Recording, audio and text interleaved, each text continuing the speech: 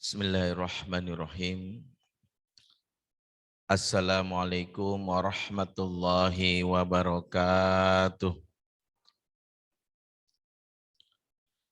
Innal hamdalillah nahmaduhu wa nasta'inuhu wa nastaghfiruh wa na'udzu billahi min syururi anfusina wa sayyiati a'malina. Man yahdihillahu fala mudhillalah wa may yudlil fala hadiyalah. Asyhadu an la ilaha illallah wahdahu la syarikalah wa asyhadu anna Muhammadan abduhu wa rasuluhu alladzi la nabiyya ba'dah wa la haula wa la quwata illa billahi wa ba'd. Ikhwatal iman, a'azakumullah jami'an. Bapak-bapak, ibu-ibu, saudara-saudariku semua, jamaah Majelis Taklim Al-Hakim Sukovindo yang menyimak dari masjid atau via online melalui streaming baik YouTube atau channel lainnya. Semoga Allah senantiasa memberkahi kita dan semoga kita bisa masuk surga bersama-sama semuanya. Amin ya rabbal alamin. Alhamdulillah siang ini kembali Allah izinkan kita bisa hadir dalam majelis ilmu di tengah kondisi pandemi yang kembali meningkat. Tapi kita tak putus harapan dan asa kita kepada Allah penentu kehidupan. Semakin kita diberikan sebuah ketakutan yang berasal dari kejadian sekitar, justru itu isyarat kita harus makin mendekat kepada pemilik kehidupan. Semakin banyaknya tekanan hidup atau ujian yang diberikan, justru itu adalah pertanda kita harus memegang tali yang kuat, yaitu kepada Allah Subhanahu wa Ta'ala. Maka ini momentum kita untuk terus memuhasabahi diri, jangan lengah khususnya dalam perkara yang terkait bagaimana ketakwaan kita kepada Allah Subhanahu wa Ta'ala. Di siang ini melanjutkan kajian kita dari pekan atau bulan-bulan sebelumnya. Kita masih berbicara tentang bagaimana membangun keluarga yang harmonis, yang ujung dari rumah tangga itu adalah bagaimana berkumpul bersama di surganya Allah Subhanahu wa Ta'ala. Dan kita harus memahami hakikat dari rumah tangga yang jelas-jelas bahagia adalah rumah tangga yang dipenuhi dengan keberkahan. Bahwa keberkahan itu harus diupayakan sebagai cara mendatangkan apa yang selama ini kita harapkan, sakinah, mawaddah, dan rahmah. Jadi sakinah, mawaddah, dan rahmah itu adalah akibat dari apa yang selama ini harus kita wujudkan, yaitu al-barokah. Kalau diibaratkan sakinah, mawaddah, dan rahmah itu adalah makmum. Imamnya adalah keberkahan. Bagaimana mewujudkan keberkahan? Tentu dengan di dalam rumah tangga itu punya kebiasaan-kebiasaan yang mengundang keberkahan. Kita sudah bahas di antara kebiasaan-kebiasaan yang mengundang keberkahan di bulan yang lalu. Dan hari ini kita masih membahas apa yang diisyaratkan dalam Al-Quran, kebiasaan-kebiasaan yang siapapun yang melakukannya akan mendatangkan keberkahan dan membereskan masalah hidup kita. Di antaranya adalah apa yang disebutkan dalam Al-Quran, surat Maryam ayat 30, 31, dan 32. Yaitu ketika Nabiullah Isa alaihissalam berucap bagaimana beliau menyebutkan dirinya, wa ja'alani mubarakan ainama kuntum. Dan Allah menjadikan aku berkah. Allah menjadikan aku manusia yang diberkahi dimanapun aku berada. Jadi di antara hamba-hamba Allah yang mendapatkan keberkahan dimanapun dia berada, Di antaranya adalah Nabiullah Isa alaihissalam. Jadi Nabi Isa dan tentu para nabi yang lainnya adalah contoh hamba Allah yang diberkahi. Memang kalau diberkahi apa manfaatnya? Yang jelas kalau hidup sudah berkah pasti bahagia. Karena makna berkah itu adalah ziyadatul khair, bertambah-tambahnya kebaikan. Kebaikan yang bertambah itulah yang akan membuat kehidupan itu selalu menjadi baik. Rizki yang diberkahi adalah rizki yang membuat kita justru bukan jumlahnya yang banyak, tapi mampu membuat kita taat, membuat badan kita sehat, keluarga harmonis, tidak terjadi pertengkaran. Pekerjaan yang diberkahi, pekerjaan membuat passion kita makin semangat, keluarga kita juga makin harmonis, ibadah kita makin kuat, bahkan masalah-masalah hidup terselesaikan karena adanya keberkahan dalam pekerjaan. Demikian juga hidup yang berkah menunjukkan bahwa semua hal dalam hidup ini kalau sudah diberkahi pastinya kebaikanlah yang datang. Untuk membuat hidup itu berkah, maka kita harus melakukan kebiasaan-kebiasaan yang menunjukkan orang ini hidupnya sudah berkah atau tidak. Siapa yang sudah mewujudkan kebiasaan-kebiasaan ini, niscaya hidupnya berkah. Siapa yang merasa hidupnya selama ini gelisah, kerja makin jabatan makin naik, gaji makin besar, tapi kok ngerasa hati itu kosong, ada aja konflik dengan pasangan, sama anak makin menjauh, kalau pulang bawaannya males. Karena bisa jadi ada kebiasaan-kebiasaan yang kita hapuskan dalam kehidupan kita. Meskipun bisa jadi kita rizkinya atau jabatan kita semakin naik. Apa saja kebiasaan yang membuat hidup itu berkah, maka simaklah apa yang disebutkan Nabi Isa di dalam ayat yang tadi kami sampaikan. Beliau menyebutkan waj'alani mubarakan ainama kuntu, dan Allah menjadikan hidupku berkah dimanapun aku berada.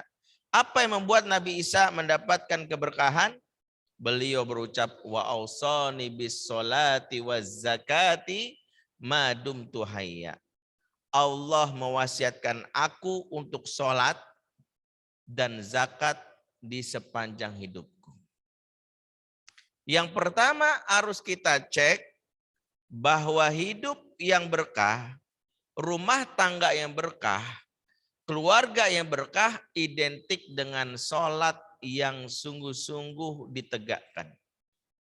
Makanya ini urusan sholat bukan perkara sepele. Ya. Dan urusan sholat ini nanti merembet ke perilaku seseorang. Makanya urusan sholat ini harus kita lihat dari sisi perintahnya.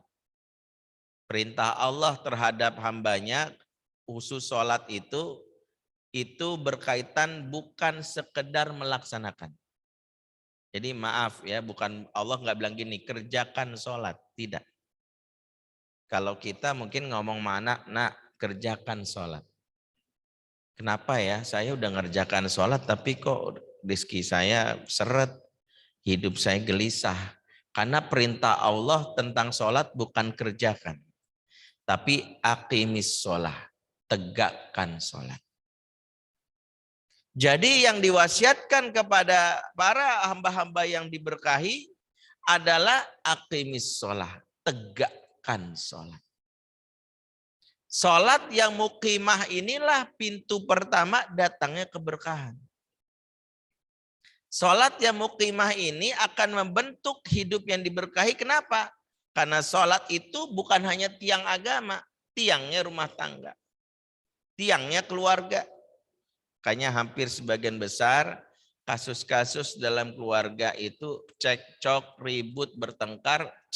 Pertama cek sholat dari kedua pasangan pasutri yang bertengkar tersebut.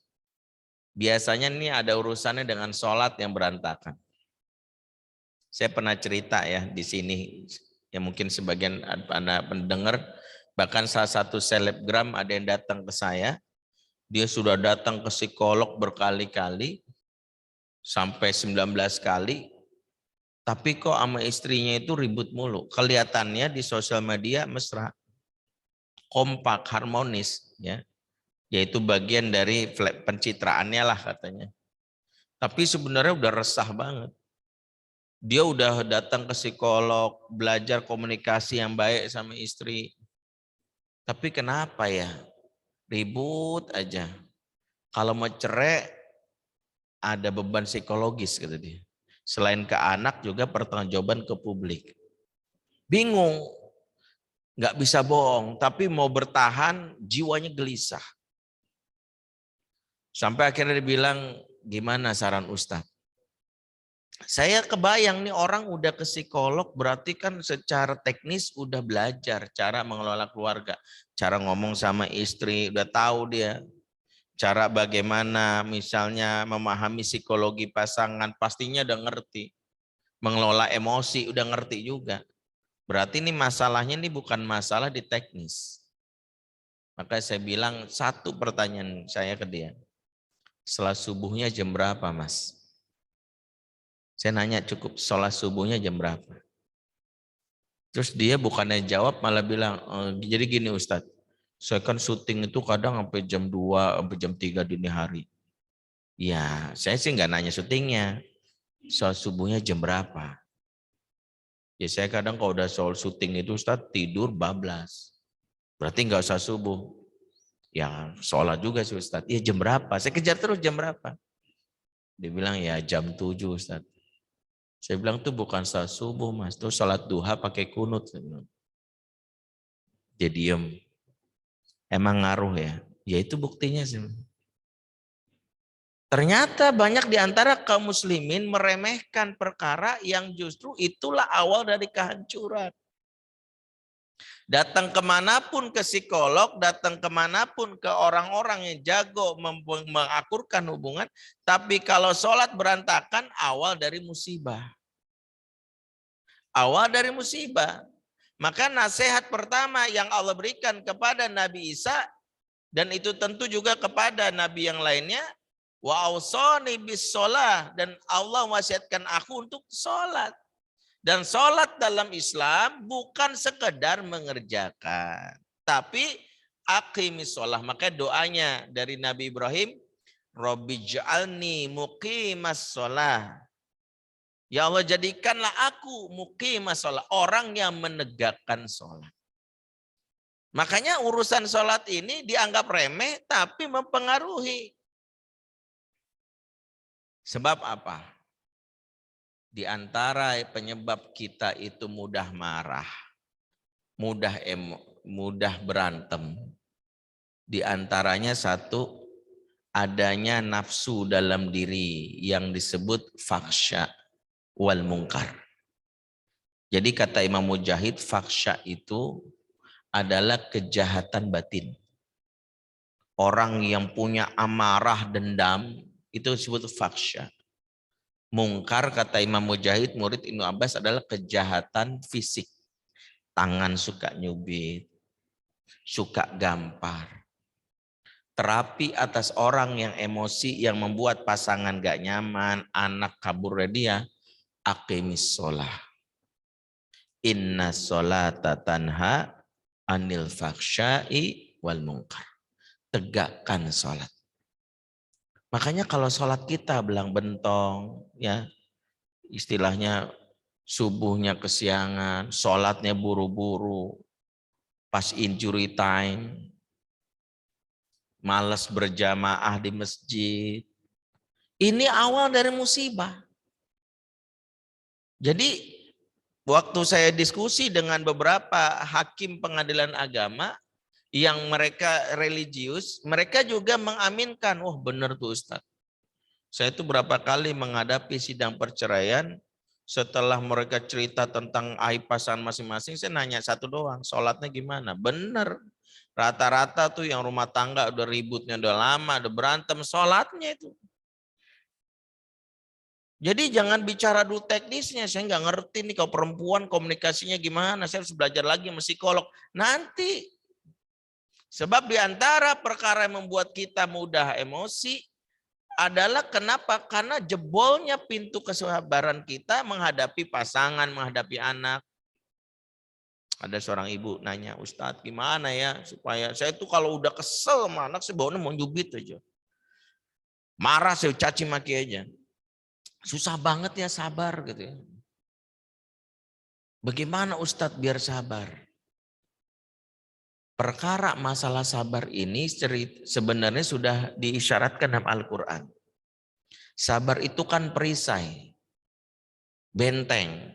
Kita nih yang mudah marah itu ibarat air bah yang kalau nggak punya benteng itu air bah itu akan meluluh lantakan pemukiman warga. Makanya ada bendungan yang kuat akan menahan air bah tersebut. Kalau air bahnya bentengnya tipis jebol langsung tuh warga kena banjir bandang. Kira-kira begitu. Sama orang yang emosian, yang mudah marah itu dia harus punya benteng yang bentengnya tebal. Nah pertanyaannya adalah bentengnya ini yang disebut oleh Rasul sebagai asobru, kesabaran, itu tipis. Gampang banget tersinggung, mudah marah. Pertanyaannya gimana nebelin bentengnya ini? Gimana caranya nebelin kesabaran ini? Allah jelaskan dalam Al-Quran, dalam surat Al-Baqarah ayat 153.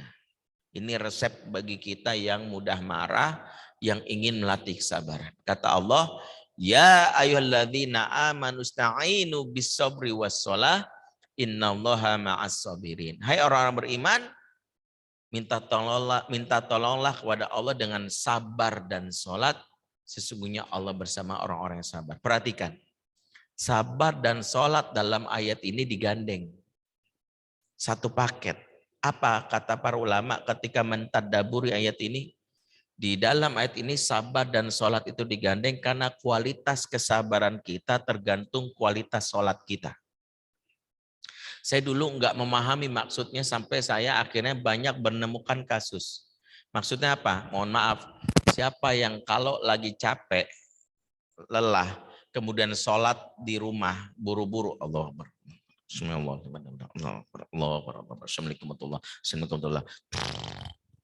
Pasti nggak sabaran. Pasti orang yang sholatnya buru-buru, nggak tumak ninah, nggak sabaran. Silakan dicek. Orang yang kosan nggak sabaran. Kenapa? Bersama dengan Allah yang sejatinya dia harusnya mendapatkan ketenangan, dia aja nggak sabar, apalagi sama makhluknya. Makanya ketika saya ngomong sama seorang ibu yang dia dalam hal ini minta tips kesabaran, begitu cerita ini dia langsung iya ngangguk. Benar juga Ustaz, saya kalau sholat sama buru-buru. Ya habis gimana kalau nggak buru-buru, saya mikirin jemuran belum ngangkat, ini belum ini, ya itu tadi. Orang kalau sholatnya nggak tumak ninah, susah dia untuk bisa tenang. Pada saat menghadapi masalah, bawaannya marah aja. Maka perkuat kesabaran dengan sholat yang tumak ninah. Sholat yang nggak buru-buru. Kalau ngelihat anak kita sholat itu, yang sholatnya gini, Allah Akbar, Allah, kita bilang, ya buru-buru tenang. Ya nggak apa-apa, ya Allah. Dan saya bilang, semua kita pasti insya Allah pernahlah sholat paling khusyuk itu tumanina. Minimal waktu ujian praktek sholat pas kelas 6 SD. Ya, pasti kita dulu waktu kelas 6 SD, ujian praktek sholat paling tenang itu. Di depan guru agama. Allahu Akbar. Allahu Akbar kabira. Walhamdulillahi katsira. Dulu ya. Dulu kita gitu, Pak. Tenang, kenapa? Di depan guru agama. Dulu pernah kita sholat yang nggak buru-buru. Sekarang mah udah susah. Allahu Akbar. Wah, deh. Apalagi taraweh, aduh. Taraweh udah main cepet-cepetan tuh. Imam sekarang juga requestnya juga gitu. Mau main cepet-cepetan. Kadang nggak mikirin, dia mau jamaah belakang ada nenek-nenek juga. Allahu Akbar, Allahu Akbar, amin. Sampai nenek-nenek dia baru takbir udah amin, bingung dia. Besoknya dia taraweh belajar dia. Baru imam takbir dia langsung tahiyat. Kok tahiyat nih? Ntar juga imamnya nyusul. Soalnya kayak gitu ya. Jadi urusan sholat ini awal yang harus diperbaiki. Sumber problematika hidup dicabutnya berkah. Awal dicabutnya berkah, dicabutnya mulai dari sholat. Karena sholat itu tiang, pasak. Pasak itu kalau udah nggak ada, satu copot aja bangunan roboh. Rumah tangga juga begitu. Berarti kalau kita selama ini punya masalah hidup, mulailah dengan sholat. Coba lagi cek sholat kita. Subuhnya gimana? Subuh kita gimana? Belum lagi yang lainnya, zuhurnya gimana? Asarnya gimana? Utang nggak kebayar, bisa jadi karena sholat kita tuh. Itu yang pertama, rahasia menjaga hidup berkah yang diajarkan oleh Nabiullah Isa alaihissalam. Yang kedua adalah wazakati madumtu hayya. Selain wasiat untuk sholat, sebagaimana kata Nabi Isa, wasiat kedua adalah zakat. Zakat dalam urusan ini terkait dengan hak harta. Harta itu punya hak karena harta itu bukan milik kita. Harta itu milik Allah, di dalamnya ada hak. Jangan mengklaim ini milik saya, ini milik Allah yang dititipkan. Karena dititipkan oleh Allah harus berikan hak. Satu, jangan ngambil yang bukan haknya. Berarti kalau bukan haknya, berarti namanya merampok, mencuri, itu namanya zolim. Itu namanya jahat, korupsi. Makanya awal dari musibah, kalau sejak awal mulai meremehkan urusan harta, urusan makanan, khususnya masuk dalam perut. Awal musibah itu. Awal dari rumah tangga Nabi Adam dan Hawa yang tadinya adem, ayem, mesra, tentrem. Sudah pernah disampaikan, mereka adalah pasangan sejoli yang sejatinya mesra bersama di surga. Maka iblis nggak puas. Iblis marah. Salah satu cara membuat mereka itu akhirnya rumah tangga berantakan, iblis nggak bisik-bisiki Adam dan Hawa dengan provokasi-provokasi yang lain. Cukup bilang ada sebuah pohon yang kalau engkau makan buahnya engkau akan hidup kekal. Iblis menamainya dengan syajaratul khuldi, pohon kekekalan. Pohon kekekalan, makan buahnya. Maka habis itu mereka lupa pohon yang mereka makan itu sejati sudah Allah katakan. Ya. Allah katakan wala taqraba hadhihi syajarah. Jangan dekati pohon itu. Tapi mereka lupa dan mereka mau akhirnya mendengarkan bujukan iblis. Akhirnya makan, dan itulah awal Allah mengeluarkan mereka dari surga dan mereka terpisah hingga 40 tahun lamanya. Jadi kalau kita lihat, perkara urusan harta ini bermula dari satu sumber yang kita peroleh ini bisa jadi sumber yang Allah nggak ridho. Cek deh pekerjaan kita, gaji yang kita peroleh, ada nggak itu yang syubhat, apalagi yang haram. Hati-hati. Yang kita anggap jumlah banyak tapi sejatinya itu kita ngelihat kita terpesona, itu bisa jadi racun. Kalau dalam bahasa para ahli gizi itu lemak jahat. Kelihatannya menyenangkan tapi akan membunuh kita, itu kolesterol jahat. Tapi jumlahnya banyak. Kita ini tertipu dengan jumlah, bukan tertipu dengan manfaat. Kalau jumlah banyak membuat rumah tangga berantakan, membuat anak susah diatur, lihat hasilnya. Akhirnya kita ambil semuanya. Haram, ambil. Sekarang apalagi, orang mau kaya instan. Lagi heboh sekarang nih. Trading, tapi sebenarnya adalah judi. Banyak. Orang tertipu. Itu juga budaya hidup yang membuat mereka akhirnya sudah dikecam dalam Quran, bertambah lagi dengan tipu daya tadi. Apa yang disebut flexing itu yang sudah dikecam dalam surat At-Takatsur. Alhaakumut takatsur. Takatsur itu kalau bahasa anak muda zaman now flexing. Bermegah-megahan. Pamer. Wow, murah banget mobil Rolls cuma 9 M. Ada. Ternyata gara-gara itu dia lakukan itu, apa terjadi? Ternyata itu pun hasil tipu menipu. Hartanya dari mana? Diambil dari judi yang dia mendapatkan profit. Ini dari data yang kami dapatkan. Jadi hati-hati.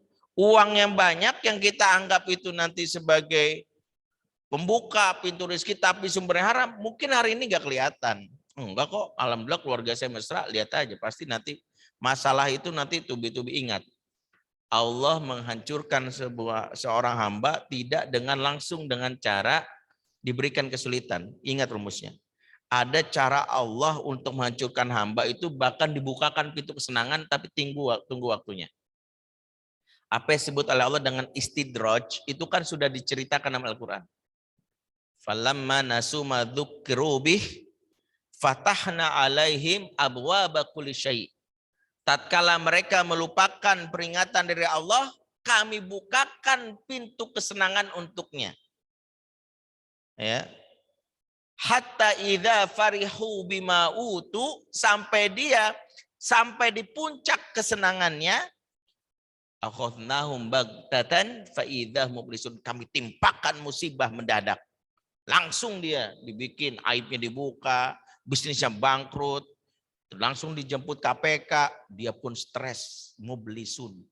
Stres, putus asa, bahkan depresi.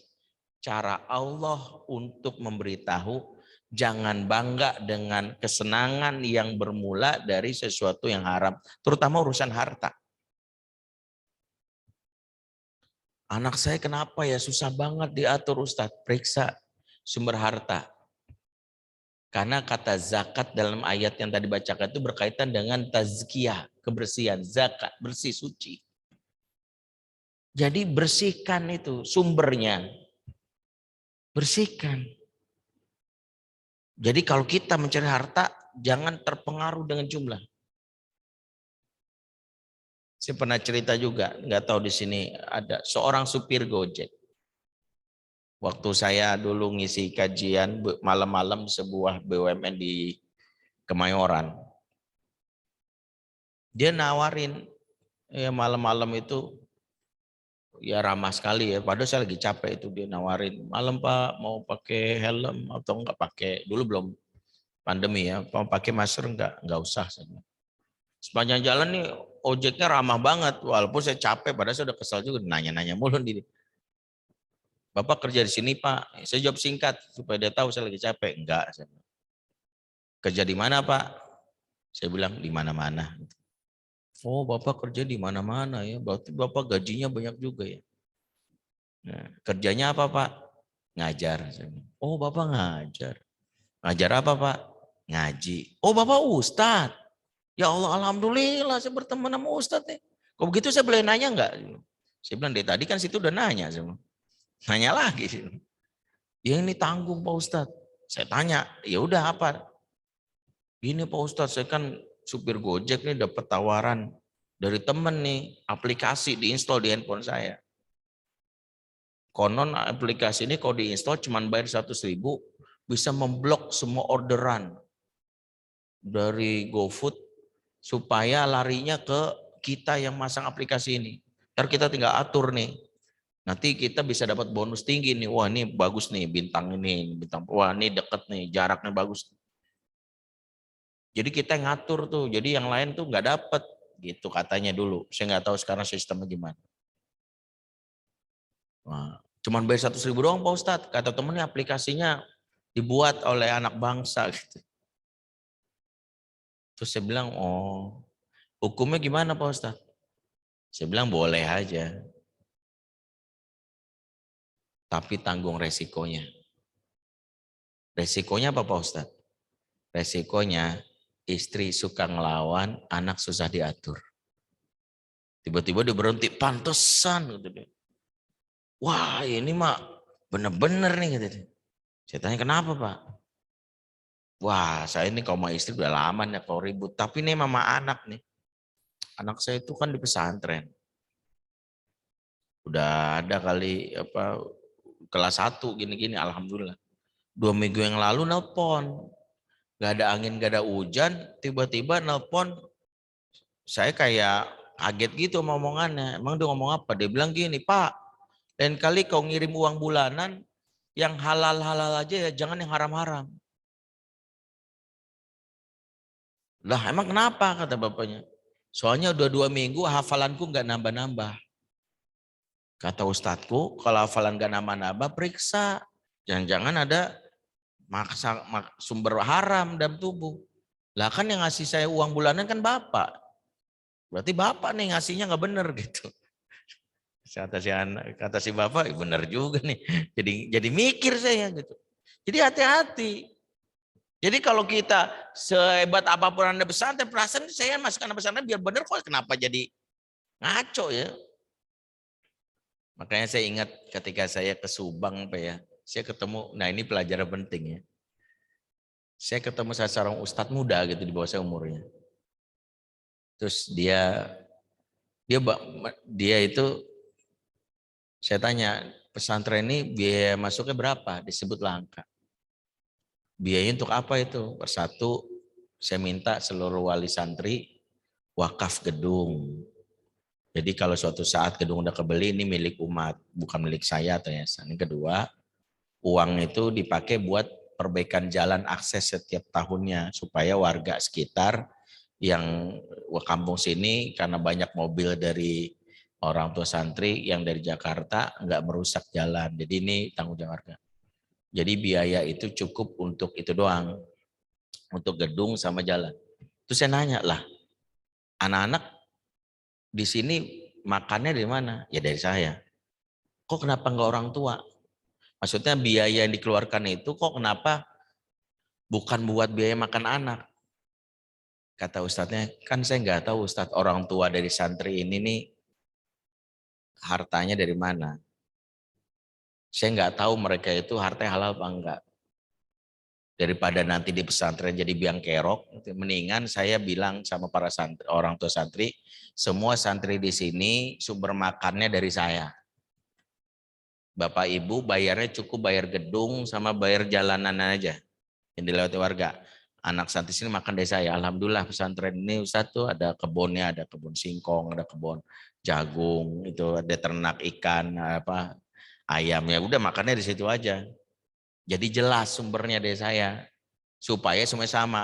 Sebab kalau ada satu santri bapaknya orang soleh baik ngasih makan benar, tapi ada yang bapaknya misalnya ngaco ya, judi, pokoknya politik yang kotor ya, koruptor gitu ya.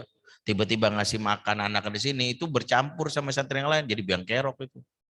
Disitulah saya baru tahu kenapa selama ini banyak pesantren bermasalah. Akhirnya ketika ada salah satu beberapa teman saya yang jadi pembina pesantren nelpon, Ustaz, ini gimana ya Ustaz ya, ini anak-anak di sini susah banget nih gitu, udah bingung gimana nanganinnya gitu ya. Saya bilang, nggak usah, itu mah nggak usah tuh pusingin, antum cek aja dulu, selama ini biaya makan mereka dari mana? Ya dari orang tua masing-masing lah, nah itu masalahnya saya bilang. Makanya kalau kita ingin perbaiki negeri ini, mulai dari hal yang sederhana. Jangan biarkan ada zat haram masuk ke generasi yang masih suci. Karena orang tua atau siapapun yang membiarkan ada zat haram masuk dalam tubuh anak kita, sejatinya dia sedang berternak setan di dalam tubuh anak itu. Dan setan itu, maaf kata, akan membuat yang namanya anak-anak itu mudah banget ya dibawa kepada kemaksiatan. Itu yang harus kita paham. Jadi yang kedua, zakatnya. Dan zakat itu yang dimaksud bukan sekedar sumbernya yang suci, tapi ada hak orang lain yang harus kita tunaikan. Apa maksudnya? Alhamdulillah sumbernya suci. Tapi dia nggak keluarkan ada orang lain yang sudah masuk kepada nisabnya, yaitu 2,5%. Itu jadi penyakit juga itu. Enggak sih Ustadz, alhamdulillah saya sih ini halal dari bisnis saya. Tapi ada pendapatan yang enggak kita keluarkan, itu juga penyakit. Jadi dua hal yang harus kita ingat dari harta, sumbernya dari mana, dan hak harta orang miskin 2,5% kalau sudah nisab dan haulnya. Ingat itu. Ada yang lewat dari masa itu jadi sumber. Makanya beberapa kali kalau ada masalah yang terkait dengan rumah tangga, saya ceknya juga nih. Pekerjaan suaminya. Saya cek pekerjaan suaminya, bagaimana rutinitas zakatnya. Itu yang kedua. Yang ketiga, apa yang disebutkan oleh Nabi Isa dilanjutkan di dalam ayat 32-nya. Wa barrom biwalidati. Dan aku rahasia keberkahan hidup yang dimiliki oleh Nabi Isa. Dan aku, kata Nabi Isa, berbuat baik kepada orang tuaku. Pintu ketiga datangnya keberkahan adalah berbuat baik sama orang tua. Hal yang remeh yang kita lupakan setelah berumah tangga, lebih fokus kepada pasangan. Pasangan kita kasih uang, kita manjain. Orang tua kita yang udah menjanda, kita lupa. Ini khusus kita, kaum laki-laki. Kita lupa. Bahkan kita malah nganggap, mama nih ribut mulu, bikin masalah aja di rumah. Gara-gara itu awal dari dicabutnya ridha Allah, itulah berkah hilang. Makanya cek hubungan sama ibu kita sama bapak kita. Kenapa ya berantem mulu nih sama pasangan? Bisa jadi sejak awal nikah nggak dapat ridho orang tua. Saya itu ingat ada seseorang yang mau nikah dengan menyepelekan gini, Ustadz, saya kan sebagai laki-laki nggak butuh ridho ibu saya kan. Sah kan Ustadz nikah saya? Sah, saya bilang. Tapi nikah itu bukan masalah sah atau tidak sah, tapi berkah. Siapa yang nikah tanpa ridho orang tuanya, mungkin sah, tapi bisa jadi musibah. Karena di balik air mata ibu yang tersakiti, ada murka Allah di dalam keluarga tersebut. Nggak akan bahagia. Makanya jangan pelit sama ibu kita. Jangan pelit sama bapak kita yang masih hidup. Jangan pelit sama mertua juga. Loh kok apa hubungan? Mertua itu paketnya. Karena dia kan orang tua dari pasangan kita. Berarti kita mengajarkan juga berbuat baik. Bagaimana istri kita berbuat baik sama orang tuanya.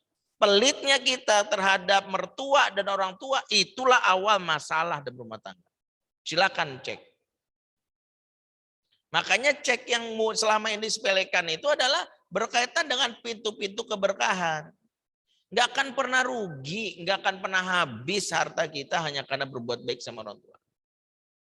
Kalau kita bisa muliakan istri, orang tua kita lebih berhak lagi.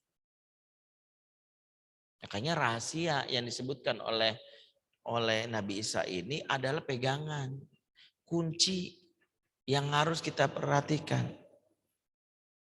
Bagaimana ridhonya seorang ibu menentukan dalam banyak hal. Di antara problem ini, lihat air mata orang tua kita, apakah dia bahagia, air mata bahagia atau air mata kesedihan. Kalau ada orang tua kita menangis karena perilaku kita setelah menikah, bahaya. Bahaya. Buru-burulah kita bertobat. Bahkan kata Imam Ahmad, jika ada orang tua yang sampai takut bicara sama kamu karena menyinggung perasaanmu, itu anak durhaka. Karena mungkin kita dikenal udah gede, udah pinter, orang tua kita nggak pernah sekolah, kita udah doktor gitu ya. Ketika orang tua nasihatin kita bantah, apa sih mama ngerti apa sih? Dan kita karena kita punya uang, nih mama uang, jangan minta-minta lagi. Ketika ibu kita punya sesuatu yang dia takut menyampaikannya ke kita, maka kata Imam Ahmad, tidak ada kata lain kecuali ini adalah kedurhakaan. Makanya di antara hal yang berbahagia yang harus kita miliki adalah kalau ibu kita masih mau ngomel sama kita, walaupun kita udah gede, walaupun kita ustadz. Tandanya ibu kita nggak punya halangan lagi untuk ngomelin kita. Tandanya apa? Kita nggak menyakiti dia. Tandanya dia nyaman aja ngomong sesuatu sama kita. Ketika ibu kita, ibu kita mungkin ilmunya di bawah kita, tapi ketika dia ngomel sama kita, hati-hati. Hati-hati. Jangan sekalipun menyakiti. Maka di antara yang kita cek, kalau kita punya problem dalam hidup, problem rumah tangga, cek hubungan dengan orang tua. Sholat sudah saya cek Ustadz. Kemudian apa? Zakat udah saya cek, beres. Tapi yang ketiga, iya nih. Dulu waktu nikah, jujur, ibu saya nggak setuju. Makanya sampai sekarang tuh masih ngomel. Nah, berarti PR-nya gimana caranya baik sama ibu. Gimana cara menaklukkan hati ibu kita. Dan pasti manusia bisa taklukkan hati. Yang berikutnya, yang keempat, karena waktu kita terbatas. Walam yaj'alni jabbarun saqiyya. Apa kata Nabi Isa di ayat ini? Dan Allah dan aku tidak berbuat celaka, tidak bersikap sombong dan celaka. Pintu keberkahan yang berikutnya, jauhi sifat sombong dan zolim, berbuat celaka. Karena yang membuat orang lain tersakiti akan dibalas oleh Allah dengan cara dicabutnya pintu keberkahan. Jangan menyakiti orang lain, jangan mengambil harta orang lain, jangan merampas kehormatan orang lain. Jangan memamerkan diri di hadapan orang lain. Sombong itu miliknya Allah. Sombong itu miliknya Allah. Jangan ngaku-ngaku. Ingat bagaimana Allah menghancurkan Korun dan juga Fir'aun karena mengaku-ngaku sebagai dirinya yang paling hebat. Mudah-mudahan ini mengingat poin-poin ini adalah pintu-pintu keberkahan yang wajib kita berikan, yang kita lakukan sebagai upaya menjaga rumah tangga kita agar selalu sakinah. Mudah-mudahan kita mampu untuk melakukan itu semua. Aku qouli hadza fastaghfirullahu li wa lakum. Wassalamualaikum warahmatullahi wabarakatuh. Waalaikumsalam warahmatullahi wabarakatuh. Jazakumullah khairan katsira. Terima kasih banyak pada Bapak Ustadz Bendri Yaisur Rahman yang telah menyampaikan kajian zuhur pada siang hari ini. Dan saya buka pertanyaan, masih ada waktu. Silakan bagi jemaah yang ingin menyampaikan pertanyaan-pertanyaannya seputar tentang keluarga yang sakinah, mawaddah dan rahmah serta tata cara mengurus atau mendidik anak. Silakan kepada jemaah yang ingin menyampaikan pertanyaan. Ayo melalui Zoom ya. Assalamualaikum warahmatullahi wabarakatuh. Dari Pak Nurih bertanya, jika orang tua kandung kita sudah kembali dan teringat dosa-dosa kita masih banyak, belum sempat meminta maaf, apa yang harus dilakukan?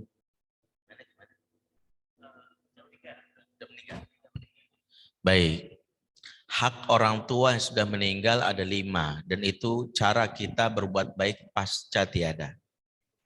Ya, yang satu pertama adalah kita mengurus jenazahnya dengan baik.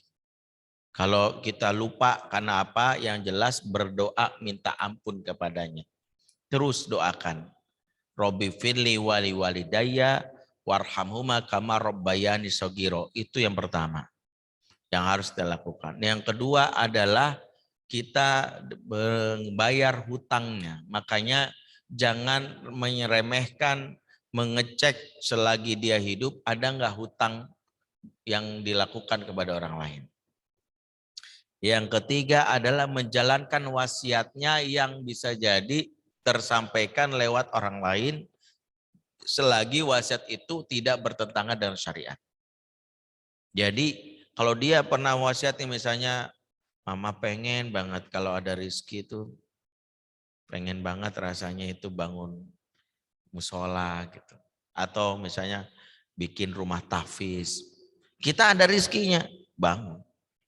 Mama pengen banget misalnya, kalau misalnya nanti mama nggak ada, misalnya rumah ini jangan dijual, rumah ini dijadikan misalnya asrama buat santri, jalankan. Ya. Yang keempat yaitu adalah berhubungan baik dengan orang yang dekat dengan orang tua kita selagi hidup.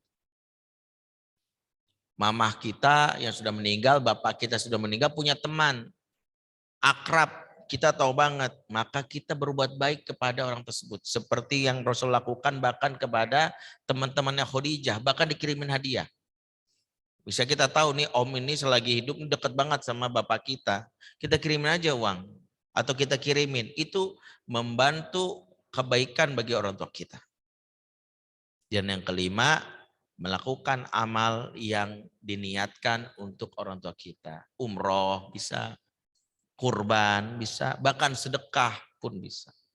Ini dilakukan dan dibolehkan di dalam Islam, bahkan dianjurkan. 5 hal yang bisa kita praktekkan jika orang tua kita telah tiada, kita upayakan terus berdoa, bahkan nggak boleh lepas dalam setiap hari, memohon ampun kepadanya. Kedua, membayar hutangnya, menjalankan wasiatnya, berhubungan baik dengan orang yang selagi dia hidup, dengan teman di selagi dia hidup.